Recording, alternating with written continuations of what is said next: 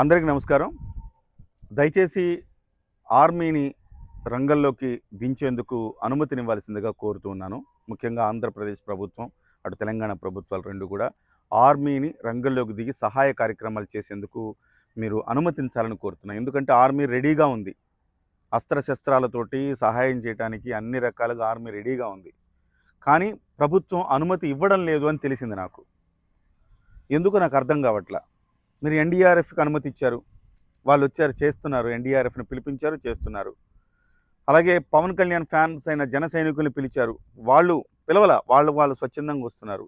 Mega ఫ్యాన్స్ని జన సైనికుల్ని వేరు చేసి చూడలేమనుకోండి, అది వేరే విషయం. వాళ్ళందరూ వచ్చారు, సహాయ కార్యక్రమాలు చేస్తూ ఉన్నారు. సో నందమూరి ఫ్యాన్స్ వచ్చారు, వాళ్ళు సహాయ కార్యక్రమాలు చేస్తున్నారు. సో చాలా వరకు ఆ హీరో ఈ హీరో అని లేదు. ప్రతి ఒక్కళ్ళు కూడా వాళ్ళ స్థాయిలో వాళ్ళకున్న క్యాలిబర్లో, వాళ్ళకున్న సత్తాలో వాళ్ళు సహాయం చేస్తూ ఉన్నారు. కానీ మా ఆర్మీ మీద ఎందుకు మీకు ఇంత వివక్ష, మా ఆర్మీ మీద మీకు ఎందుకు ఇంత కక్ష అని ఆర్మీ అడుగుతూ ఉంది. అంటే మీరు అనుకుంటున్నారేమో, ఆర్మీ అంటే మరి ఆటోమేటికలీ బార్డర్లో ఉంటుంది కదా. ఆర్మీ అంటే బార్డర్లో ఉండే ఆర్మీ కాదండి. మా గారి ఆర్మీ ఎక్కడ కనపడట్లేదు అని అందరూ మమ్మల్ని అడుగుతున్నారు. ఏం చెప్పుకోవాలి మేము సమాధానం? ఒక్క చోట నా గారి ఆర్మీ కనపడుతోందా? కనపడట్లేదు అంటున్నారండి. ఏం చెప్పుకోవాలి మేము? అవమానమవుతుంది. ఎందుకంటే మేమందరం రెడీగా ఉన్నాం రావటానికి. ప్రభుత్వం అనుమతి ఇవ్వట్ల.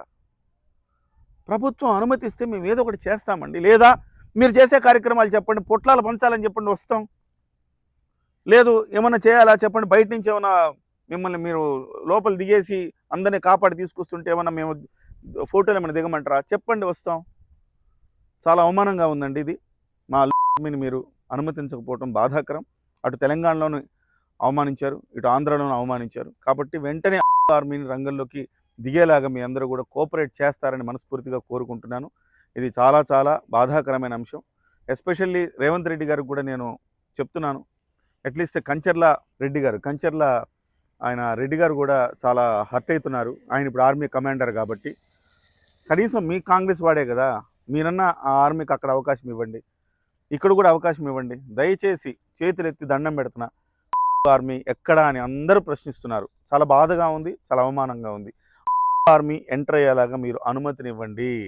ముఖ్యమంత్రి చంద్రబాబు నాయుడు గారికి, అలాగే రేవంత్ రెడ్డి గారికి కూడా చేతులెత్తి నమస్కరిస్తున్నాను.